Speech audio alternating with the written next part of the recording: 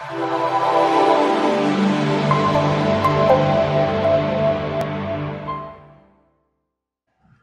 tell me, Darth Vader, what are we going to talk about? A product? Great. Let's get into it. What is a product? A product is an item offered for a sale. A product can be a service or a physical device. The product can be in physical, virtual, or digital form. A product needs to be relevant, so the users must have an immediate use for it. A product needs to be functionally able what it's supposed to do, and to do it with a good quality.